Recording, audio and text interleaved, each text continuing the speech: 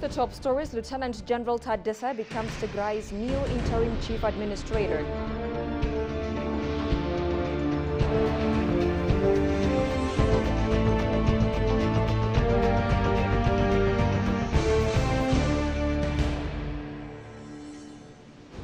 And the Ministry of Tourism says strong private sector participation is a key for Ethiopia's tourism success.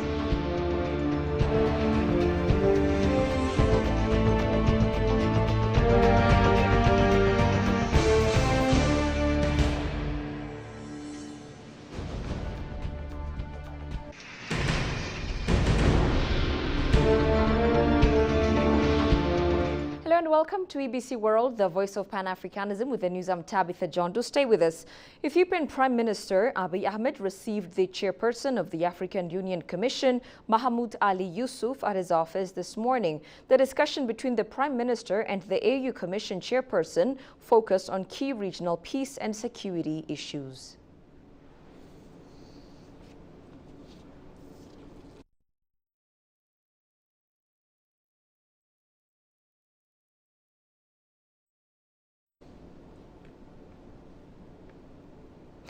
Lieutenant General Taddesa has officially taken over as the new Chief Administrator of Tigray Region Interim Administration, previously serving as Deputy Administrator. Today, in the presence of Prime Minister Abiy Ahmed and the diplomatic community based in Addis Ababa, an official and peaceful implementation of a program was held to facilitate the transfer of power, ushering in a new political culture. Prime Minister Abiy Ahmed wrote on social media that over the past month, extensive discussions have taken place, putting into consideration the Ethiopian constitution, the Pretoria Agreement, and the perspectives of the diplomatic community. Following the conclusion that a transitional government should continue, tasked with key responsibilities remaining after the end of Getachew Reda's term, in accordance with the law, deliberations have been held on who is best suited to lead this next phase and achieve its objectives, the Premier said. Quote, today, quote unquote, we have officially and peacefully implemented a program to facilitate the transfer of power, ushering in a new political culture, he revealed. General Taddesa, who served as Getachew's Deputy Chief Interim Administrator for the past 2 years, the Prime Minister underscored that has been entrusted with his leadership role. According to the Prime Minister, he has a clear understanding of both the strengths and shortcomings of the previous administration, and many believe he is well positioned to guide Tigray through this critical transition.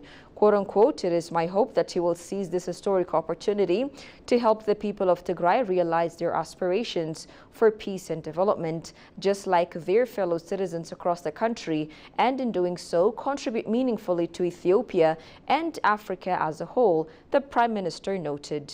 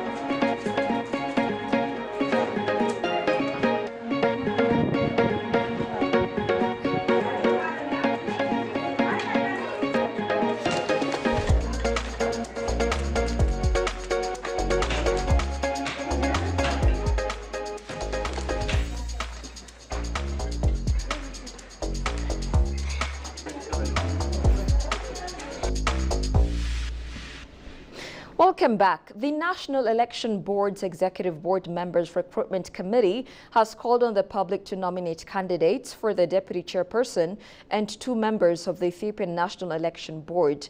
The committee also stated that the nomination period for candidates will last from April 9th to 29th, 2025.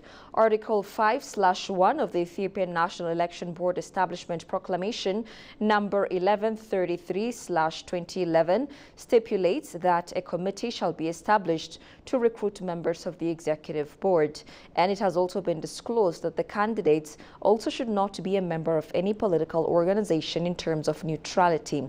Chairman of the committee, Qesis Tigray Taddele, briefed journalists that the committee has prepared internal procedures and action plan and recruitment criteria, adding that the committee will issue an official call for nominations to the entire public, political organizations and civil society so that it can present candidates in a transparent manner. Listen to this. For the past 2 weeks, the recruitment committee has carried out various tasks since its establishment, starting from scheduling executions of these tasks.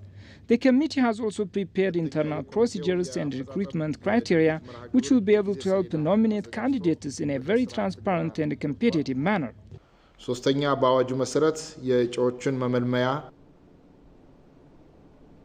With regards to professional and technical qualifications, the candidates, he says, should have high professional qualifications in areas related to electoral issues, especially in law, political science, public administration, statistics, information technology, and other relevant fields.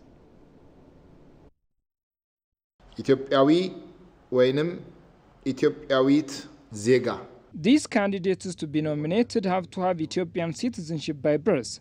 They should not be a member of any political organization in terms of neutrality. With regard to professional and technical qualifications, the candidates should have high professional qualifications in areas related to electoral issues, especially in law, political science, public administration, statistics, information technology, and other relevant fields, including good ethics and character that would align with Ethiopian authentic norms that would be acceptable by the community. በኢንፎርሜሽን ቴክኖሎጂ እና በሌሎች ተዛማጅ ባላቸው ዘርፎች ከፍተኛ Ethiopia is set to enhance its tourism landscape by revising its tourism policy, which has been in effect since 2009, to increase the involvement and investment of the private sector. The Ministry of Tourism has announced the finalization of this revised policy, aiming to unlock the potential of the country's rich cultural heritage, which includes 13 UNESCO World Heritage Sites. Johannes Fantahun reports. Despite its wealth of attractions, Ethiopia's tourism sector has struggled to make a significant contribution to the national GDP. Various challenges have been identified, including inadequate infrastructure, subpar service quality, and a limited availability of tourist facilities. In response, the government is undertaking major projects to develop tourist sites, while simultaneously crafting policies designed to attract private investors. The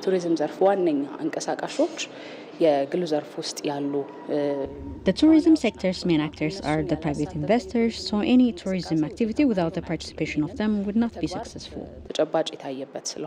According to Getan Addis, a policy advisor at the Ethiopian Ministry of Tourism, the tourism sector's main actors are the private sector. He emphasized that while the sector is government-led, it must be driven by private enterprise to thrive. Tourism development in Ethiopia is government-led, private sector-driven. So the key driver for tourism development in Ethiopia is the private sector. So the private sector, we have included a number of policy directions that can enhance the participation of the private sector. A number of incentive packages will be formulated for the private sector to be engaged in tourism investment in the business. Not only on that, we want also the private sector to be engaged in heritage conservation. One notable area for tourism development is the Tigray region in the northern Ethiopia. The region has faced significant setbacks due to the COVID-19 pandemic and the conflict in the north. However, following the Pretoria peace agreement, there are signs of recovery, the region's tourism official noted. የትግራይ ክልል የቱሪዝም ኢንዱስትሪ The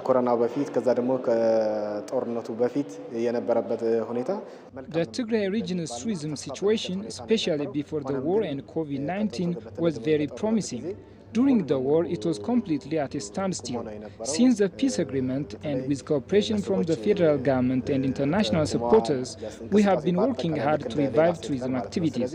We are particularly seeing substantial growth in domestic tourism.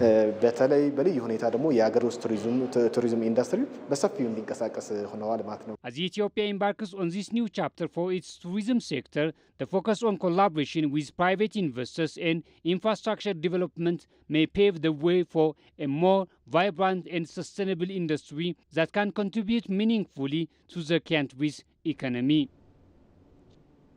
The three-day Pan-African Youth Leadership Forum, which was held in Addis Ababa, has played a huge role for young African leaders to exchange ideas, the participants underscored. They also said that the youth of Africa possess the potential and ability to transform the continent into a more desirable place for individuals to live and thrive. Shagao Yamato has the detail from the Ethiopian news agency.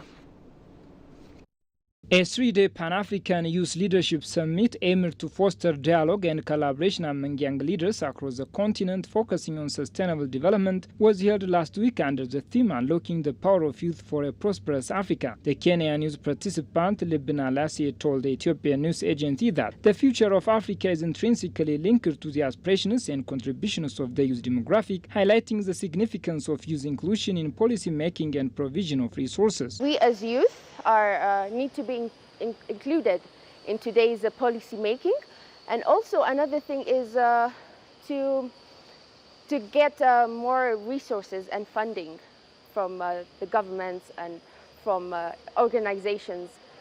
That is the most important thing that we need, is funding, inclusivity, and it's very commendable that the youth are being included now. She also underscored the critical importance of unity and collaboration among African nations to make changes on the continent. The South Sudanese Youth Council president, for his part, indicated that African solutions are vital to address African problems in a manner that can help the youth. I recommend a collaboration with other African nations. I think it's very important. Instead of working against each other, we need to work with each other. It is really important because when we have a united and a collaborative efforts out there, so many things could be done, so many changes could be made. So, and we need to work together and not against each other. We have a lot of solutions. We are trying to get, we call it African solutions, African problems with African solutions. So meaning, we are not trying to borrow solutions from somewhere. We are trying to understand our own African problem. So when we gather like this, we bring our own solutions that can help the youth to do what? To at least to thrive. This is all what we want. The Kenyan news participant highlighted the challenges facing women in Africa. However, she noted that women are also change makers like the male gender can do. As a woman, I've gone through a lot of challenges, which is being undermined and underestimated. So as a woman, I need to tell everyone, especially the male gender out there, we women are not weak. We are very strong and we are change makers too. What you are capable of doing, the change you think you can do, we also can make the change. So as a woman, I stand right here to tell you, we are as important as the other gender and also as the youth in general. The South Sudanese Youth Council president pointed out that the youth have immense potential to transform the continent, noting the significance of the summit to discuss African principles and values. Youth have the power to champion any development. I can take you an example. Ethiopia is rapidly developing because the Prime Minister himself is still in our category. So you can see the power that he has. That makes this country now becoming so much very beautiful that at the end of the day, every African nation will want to become like Addis. So the youth have the power. So we are here, we are gathered here to discuss our own values, our own principles as African, and then to see how youth can be involved in political spaces, innovative activities. The CEO of leading like Mandela Foundation, for his part, emphasized the importance of education and good health, as well as job creation skills for the future of development and leadership on the African continent. The Africa we want to be able to be driven by youth and by our own people. So one is that. Second, in terms of education, very important, education and good health are fundamentals. Capacitating our youth in terms of the skills, and so that they can lead in terms of entrepreneurship, in terms of economic development, as well as in terms of leadership in the continent. The youth participants expressed their belief that solutions originating from within Africa itself, crafted by its people and informed by their unique experiences and contexts, are more likely to be effective and sustainable in addressing the pressing problems of the youth.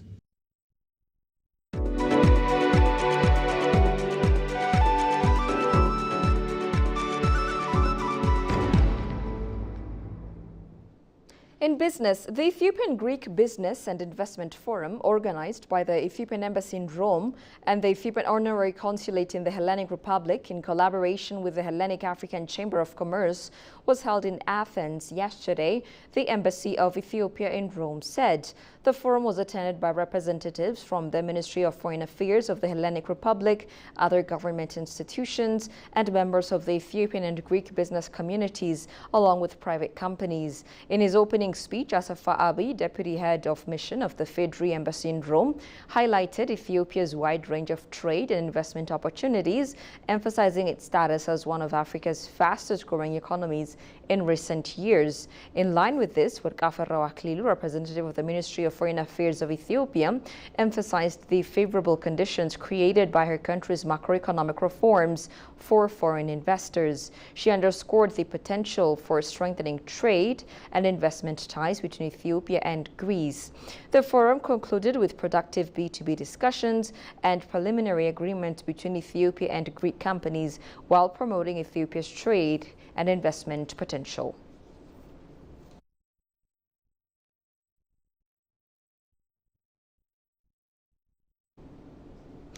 And finally, Ethiopian Airlines, one of the fastest growing airline brands in the world and Africa's largest airliner, announced today that it will launch a new passenger flight service to Sharjah, United Arab Emirates, effective June 1st, 2025. This new route, according to the airline, will operate 4 times weekly, connecting passengers to one of the UAE's vibrant cities, known for its rich culture and economic opportunities. The new service will be operated by the state-of-the-art Boeing 737 MAX aircraft, ensuring a comfortable and efficient travel experience, Ethiopian Airlines said in its statement. Ethiopian Airlines operates over 100 weekly passenger and cargo flights to more than 17 destinations across the Middle East.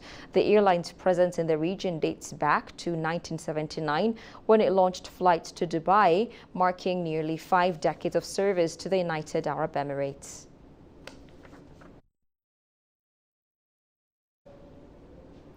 You're watching EBC World, a reminder of the top stories. Lieutenant General Taddese becomes Tigray's new interim chief administrator.